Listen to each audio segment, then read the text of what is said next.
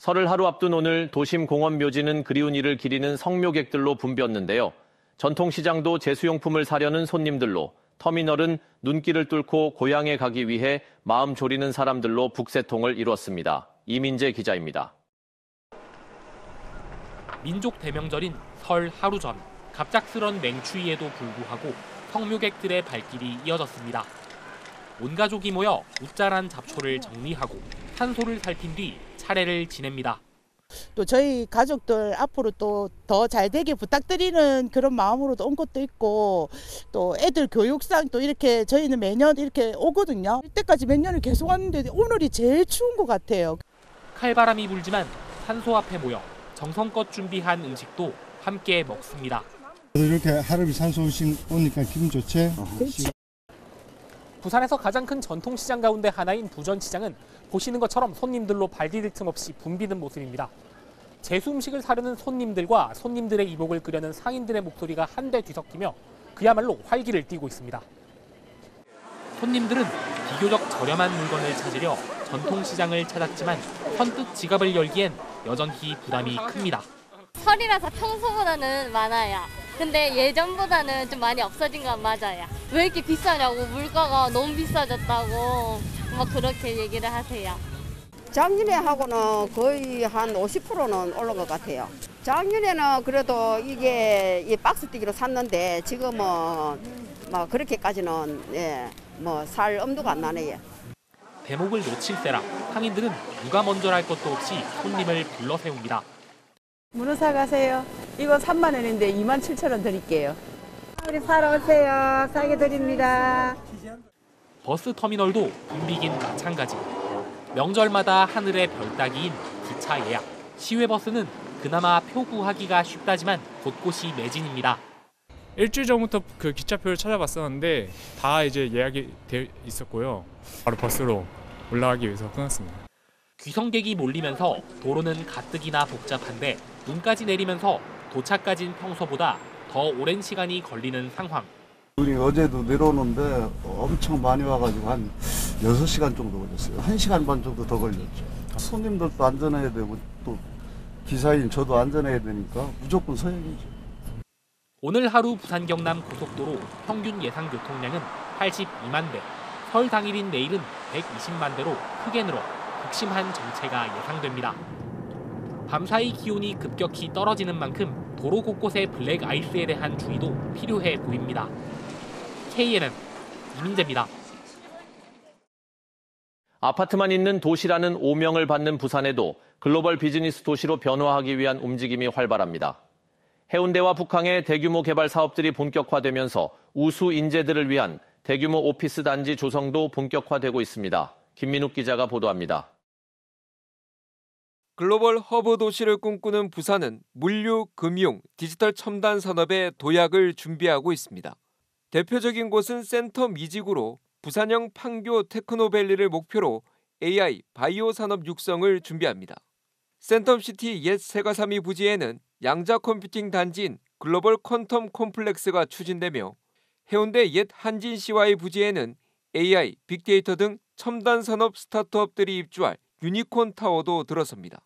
북항 랜드마크 부지에는 4조 5천억 원 외자 유치로 복합 콤플렉스가 유치되고 북항 일부두 물류창고에는 스타트업 입주 공간도 조성됩니다.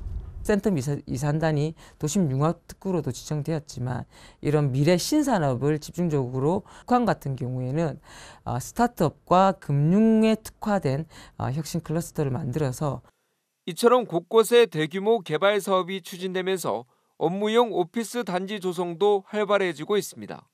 해운대 마린시티 마지막 금싸라기 부지에는 최고 51층의 고급 오피스 단지 공사가 한창입니다. 네덜란드의 세계적인 설계 회사가 설계를 맡아 독창적인 디자인을 선보이며 향후 인재 유입이 기대됩니다. 앞으로는 이런 1인 창업 기업이 많이 늘어날 거라고 이렇게 저희도 생각하고 있어요. 센텀시티가 포화된 상태에서 본사 이전, 창업 기업 입주 등도 예상됩니다. 마린시티 같은 경우에는 이제 좀 오피스 중에서도 좀 이제 차별화된 하이엔드를 이제 찾는 오피스로 이제 좀 차별화가 이제 될 수 있는 이제 공간이라고 이제 보여집니다. 고급 인력 유치를 위한 업무 공간이 속속 들어서면서 부산이 아파트만 많은 도시라는 오명에서 벗어날 수 있을지 주목됩니다. KNN 김민욱입니다. 김해시가 인재 유출과 지역업체 인력난을 막기 위해 지역대학과 새로운 형태의 캠퍼스를 설립했습니다. 강의실을 벗어나 지역기업에 직접 가서 실습과 개발에 참여하는 현장 캠퍼스인데요. 기업의 요구에 맞게 학생을 키워내는 수업으로 학계와 지역 상공계가 모두 기대를 걸고 있습니다. 최한솔 기자가 취재했습니다. 김해에 있는 한 게임 개발 업체입니다. 프로그램과 캐릭터 개발이 한창인데 모두 인제대학교 학부생들입니다. 학부 교과목의 하나로 지역업체에 가서 현장 실습을 하고 프로그램 개발에도 참여하는 겁니다. 되게 막막했었는데 게임 개발을 어떻게 해야 될지 이제 여기에 참여하게 돼서 이제 여러 가지 분야가 있다는 걸 알게 되고 그중에서 적성에 맞는 걸 찾아서 배우게 되었습니다. 글로컬 대학에 선정된 인제대와 김해 상공계가 만든 현장 캠퍼스입니다. 대학이 지역 강소기업을 발굴한 뒤 학과 수업과 동일하게 학점을 주고 지원 학생들을 투입시킵니다.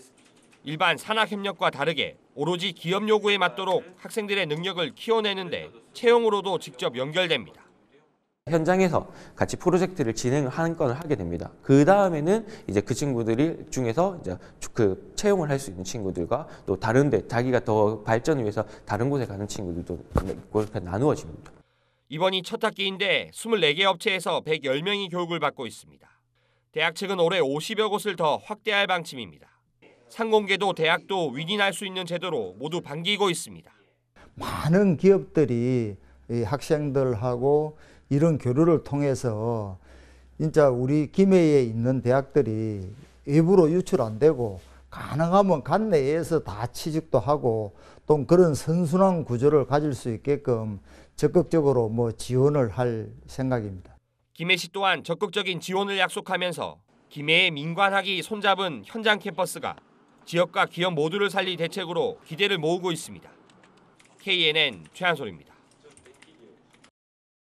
함양, 거창 등 경남 서부 내륙 지역에 대설주의보가 발표돼 경남도가 비상근무에 들어갔습니다.